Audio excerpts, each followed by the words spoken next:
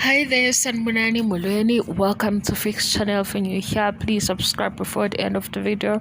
If you're returning, thank you for love and support. I appreciate you.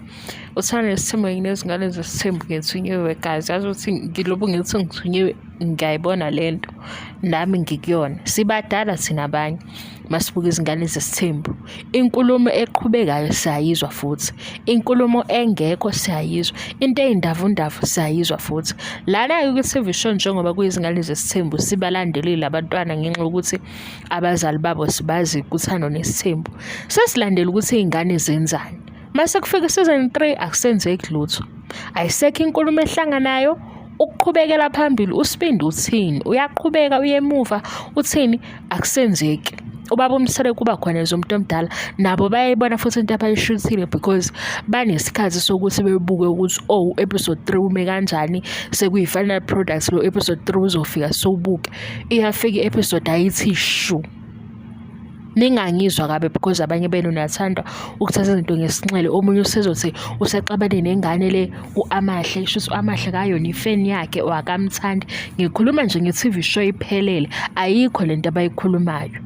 Kuyimanje mina ngazi ukuthi mangithi ngixoxela i-review ngathi umjolo kaSibindi ukhona noma awukho uyajola noma akajoli uthini inkulumo azihlangani.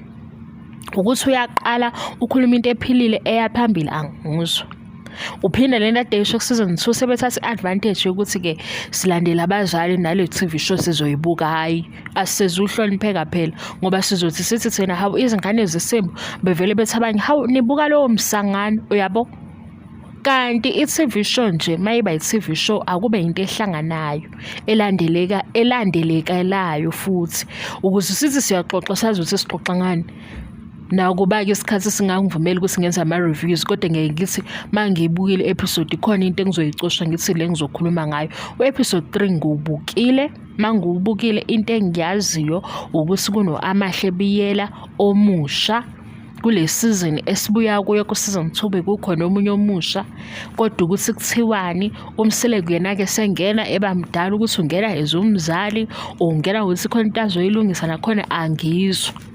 Ngobani into abayikhulumayo iyinhlakanhlaka iyisiphithiphithi ileyo nto-ke bengiqonda ukisho ukuthi na kwi-production team kuthi nabo mabeshutha beyibuka into ukuthi abayishuthile izongena laphaya kuMzansi Magic Sunday ngesonto lo DStv siyawukhokhela. Uma-ke besithatha otherwise rather than nathi sizokwenza njalo sivele siphume njengoba saphuma kusiyacela ngoba phela ilula into abantu bayabhoreka ngesikhathi bebhoreka abamemezeli njengoba ngenza mina ngiyakuxoxa ukuthi cha baze babhoreka abantu ngesikhathi bebhorekile ubona ngokuthi inamba zehle mase zehlile ke inamba sekufeyila ke i-TV show akusiwona umona because umuntu ngeke uzumfide into angayidla. Umuntu ngeke azasho ukuthi ngiyakuthanda lokhu ebengakuthandi.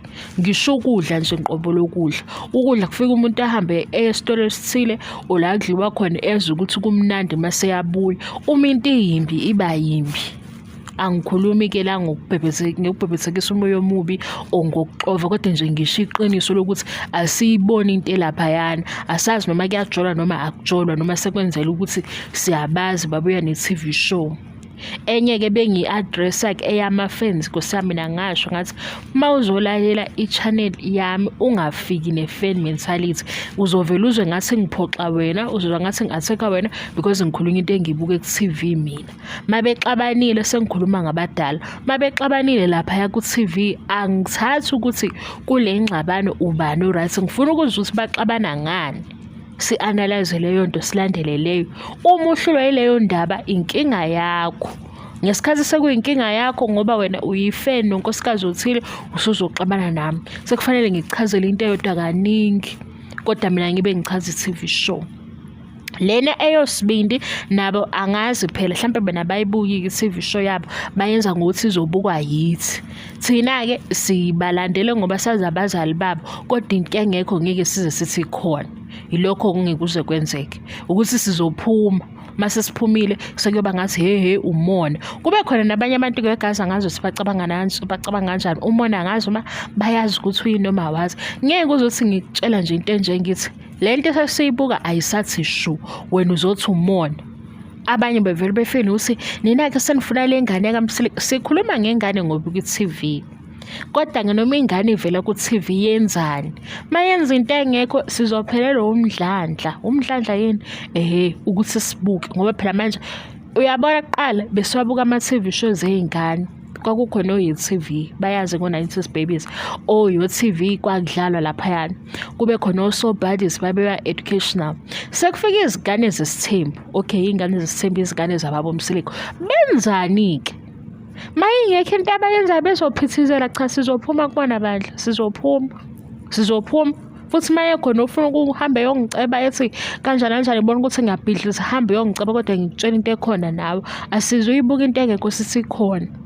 Le nto iyafana nje ngisho nala ku-YouTube, nawe uma ufika kuma-video ami ufuke wazi ukuthi awamnandi, ayikho into ekubuyisayo. Nami ngisho into efanayo nakuleya TV show ukuthi kulo season 3 hhayi ukuthi mhlambe sithathe isayidi lokuthini or uSibindi uqhubeka nobani, ayikho le nto ade beyenza ku-episode 3. Ingakho ngingazi ukuthi ngizothini uma kufanele ngikhulume nge-review, kodwa uma sengikhuluma ngayo kusho ukuthi kube sekukhona engikutholile. Kodwa njengoba ngikutshela nje ukuthi nami i-episode ngiyibhukile, no-episode 2 futhi ngawubuka, no-1 ngawubuka, kodwa nje sengibuza ukuthi kanti kwenzenjani? Yini sekwenzeka ukuthi sazi uthando nesithembu, ngokwazi uthando nesithembu sizovele sithi fu siyobuka oSibindi sibabuka benza into engekho? Hawu, hayi cha bakwethu, hhayi nathi asisezuhlonipheka phela. Ngithi ukubona ukuthi ama-TV show guys, angisho ukuthi ukuhlonipheka kwethu kuvela nge-TV.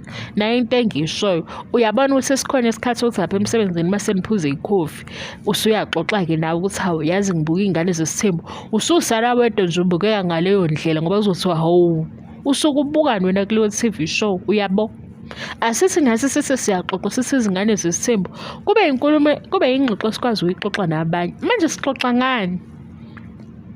uSibindi usengene kubo noTirelo, wahlala phansi sebeyancinzana, ubaba wakhe uthini asazi nje, inkulumo engaphelele. Hayibo, hayi bengasenzeli into engekho ngoba bethi sizobuka, bengasenzeli nje into engekho bethi sizobuka ngoba sizothi-ke hawu iy'ngane zakamseleku zenzani iy'ngane zakamseleku. Ileyo nto-ke engiyishoyo, angiyisho kabi. Hhayi futhi nanokuthi ngidiniwe, cha ngikhuluma nje into engiyibukile ngiqoda ukubona i-episode 3 ngathi cha ayikho-ke le. Nakuthando nesithembu nje ku-season 8 ayekhona ama-episode anjalo engivele ngithi awu noma ngayibuka ngale episode hawu yazi bekungathi shu sekuwukuthi baphambi kwe-TV siyabazi basebenzisa lokho. Hhayi kanti kuzodlalwa ngathi phela nawe siyacela saphunyiswa umsangano kuyo. Mina ngaphunyiswa umsangano, ngaphuma nje ngathi ayikho into engizoyilandela kusiyacela, ayikho into engi-enjoya nge-TV show yakhe, ngaphuma. Nakule kuyeza angazi-ke hlampe kulena-ke eyoSibindi ingifice nginey'nkinga, ayikho nje ngingayimisele ngokuthi ngilalela into engingayizwa, angazi hlampe kukhuluma iy'nkinga zami, angazi guys. Hayi baba yini bengichaza leyo nto, bye.